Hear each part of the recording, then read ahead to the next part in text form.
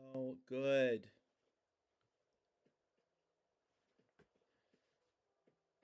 This is probably one of my favorite parts of this game is not just figuring out what things can kind of exist in space, but where the negative spaces that you kind of build around yourself.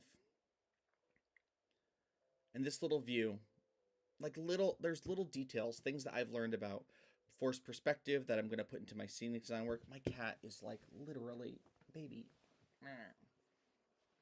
kitten. Kitten, you want to play? You want to play Animal Crossing? Do you want that? He always visits me at my work. My work studio is like one and the same where I am right now. Oh my gosh. So excessive. Cat. We were gone for a couple of days camping and the cats are just riled up.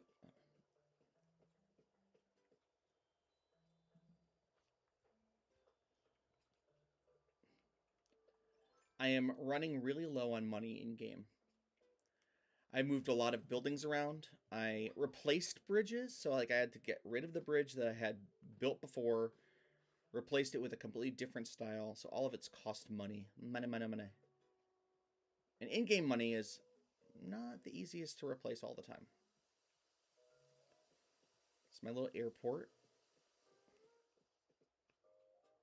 Helipad. Because it's an airport for birds. No, I'm just I'm just kidding, you know. But I had put I'm right now I'm kind of going through and looking at all of the what I define as being like the dead spaces. So right now this is to me a dead space, right? You don't get a clear vista or view of this little like wedding area. Scarecrow wedding, classic.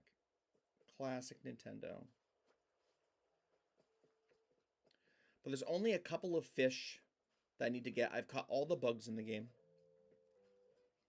There's lots of like animals that you can dive for as well. But I'll show you the area that I was working on when I was last playing. And it's this kind of like flowery meadow area. I wanted to use the colors of the trans flag in like lines. So I've got pink and I've got blue. I've got lots of white. I've got this whole area with all these beautiful white musical instruments. And ultimately, hopefully, at E3, which is coming up, E3 is the big video game conference where they show you all the new stuff coming out. They'll have some Legend of Zelda items so that you can, you know, Zeldify your little land, which is always my prerogative.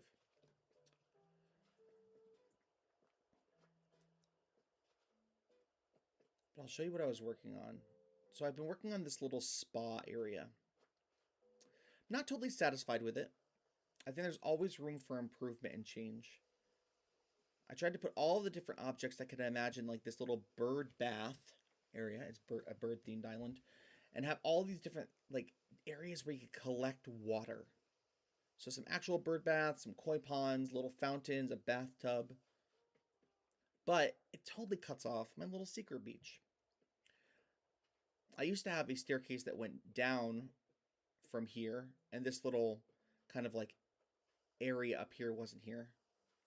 But I think I could probably reduce this down.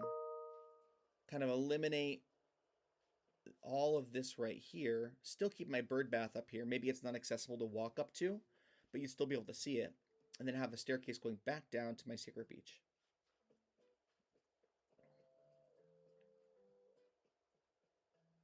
But this is what I'm proudest of, is my little museum. A lot of people have a lot of different ways that they express themselves with their museum area. And I just love these little lanterns, and I found this amazing patterned like brick that like this is a 3x3 pattern that just kind of like really sets it off. I've tried a few times to replace this kind of gray stone I'm walking on with a different color. I thought maybe something that was warmer would look better, but it's actually kind of nice the way it is. There's so many little complicated little bits, like this little kind of like pagoda area that you can look down into. I've got a little town with some of the doll houses from Christmas that all light up. Little planting area. The one the one impulsive thing I always do is I walk around and I try to collect sticks. Now this was the last thing that I did in game about a month ago. Is I created this pattern underneath this statue. So I've removed the statue. You can see it's a 4-piece pattern surrounded by some purple flowers, so it blends right in with this whole little aesthetic area. Everything has to be aesthetic. But it really does look like it's like up on a pedestal. Proud of myself. I made that.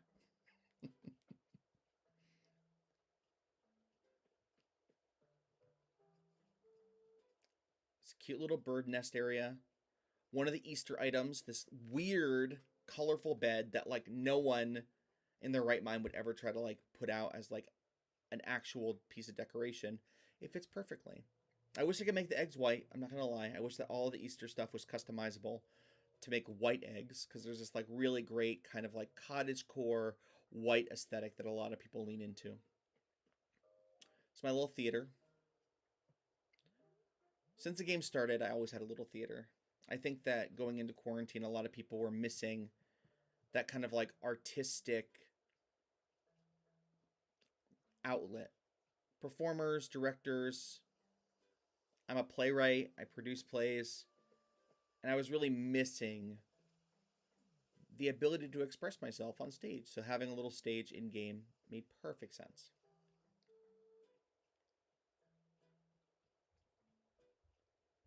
Bless. I've been playing with a bunch of new friends of mine who are newer to the game, and talking about like a lot of the minutia changes in the game over time. One of the things that they've kind of put a set block on is that you can have 30 different speakers that are pumping out your kind of one of the, I don't know, I think that there's like 80 different music tracks in the game. And so choosing what kind of background music your island has is a big deal. It's something that like a lot of people really utilize to kind of further express themselves. It's not just the placement of items and kind of the way that you space everything out, but it's creating a really great aesthetic. The big thing I'm super proud of is that my island is all birds. Let me show you my birds. No. Keep playing. So my island, these are my residents. They're all birds. I got Knox and Sterling. They're both these like really cute armored. It's like an eagle and a chicken. Ketchup, who's a duck. Bill, also duck. Apollo, who is one of, I like to call him the king of the birds. He is one of the like original marketing villagers that they had on the packaging for Animal Crossing, because he's such a striking bald eagle character, so I had to make sure that I had him.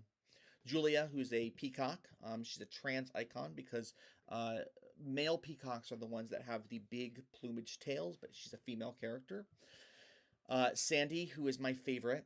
I'll walk down there and show you her. A lot of people don't like her because she looks weird, and I'm like, agree, she does look weird, but everyone needs to have a favorite, and I think that she might be my favorite. Molly, so cute. Cube and Flora. Now, with the exception of Flora and Apollo and Julia, all of my villagers all have red and yellow houses. So I've created this kind of like red, yellow motif throughout my whole little village.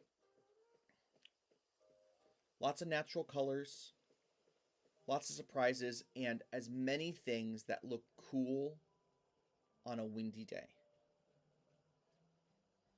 I feel really happy about this game. I don't think that there'd be another time in my life that I would have gone on the deep dive like I did with Animal Crossing if it wasn't for quarantine. It really kind of kept me afloat for a long time, being able to like jump in and do something creative every day, sometimes for like 16 hours a day. But finding all of these amazing like red and yellows and blues and things that like really fit together aesthetically.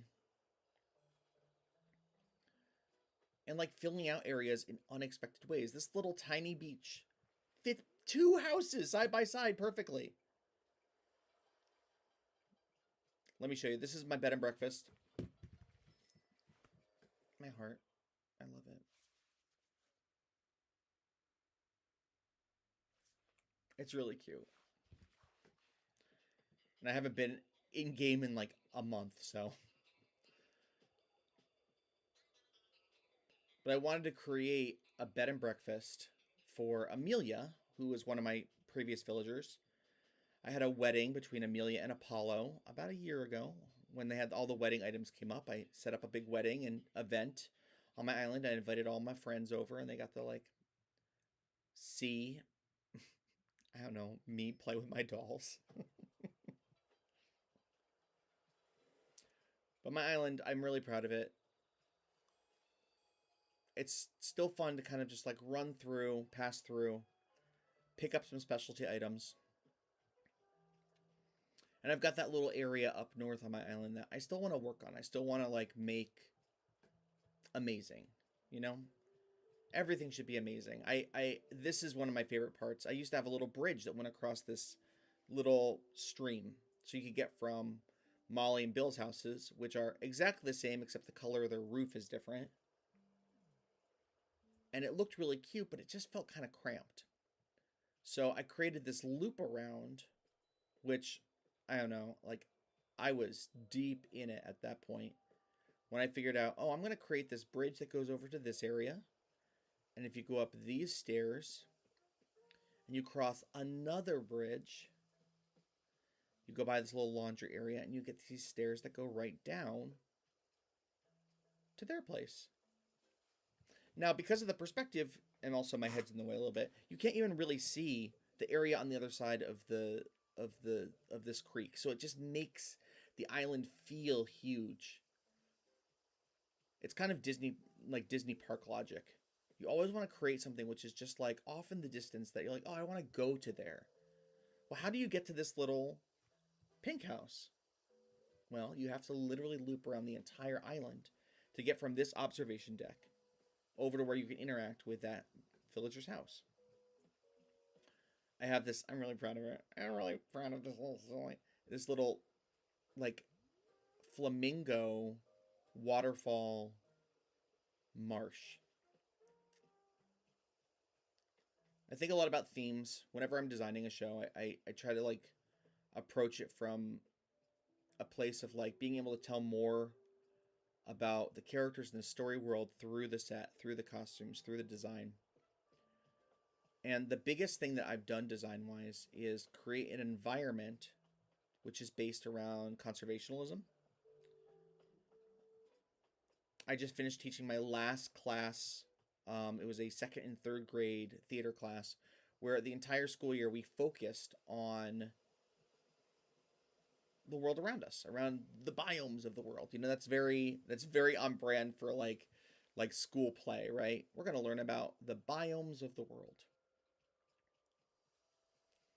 But if you go down this little staircase, you get to this really awesome area, which is all about saving the marsh. And it's like a little research lab in the middle of my island. Lots of different animals that you can like find in the rivers and in the marshes. Some weird crabs and frogs.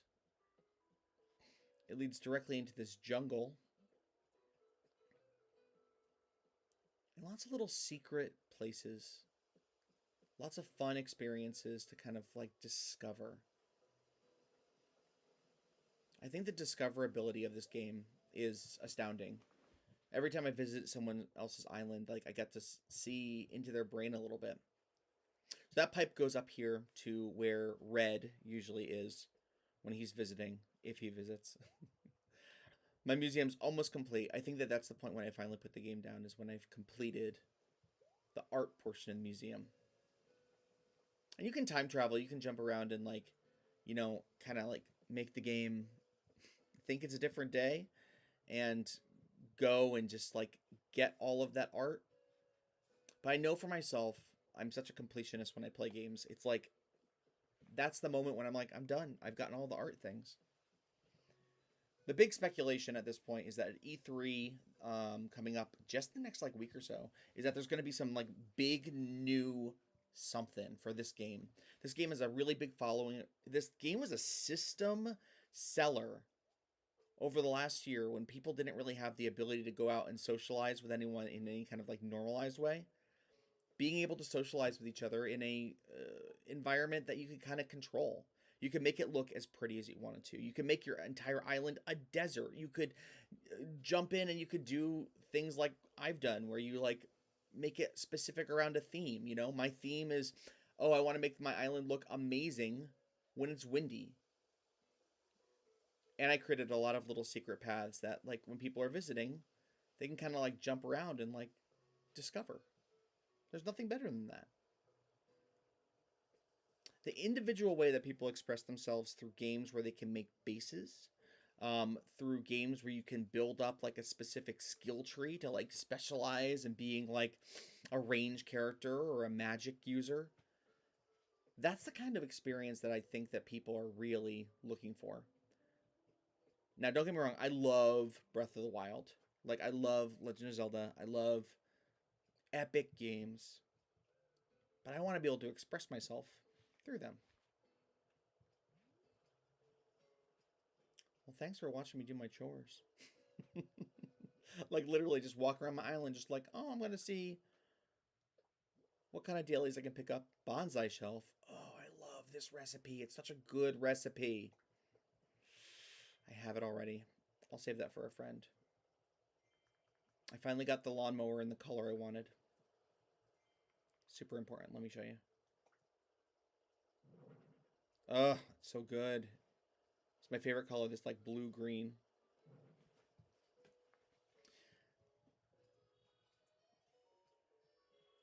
And I love my city center. I love my little cafe. It's kind of like French cafe music. I think it would be a lot for me to go through and like start over again.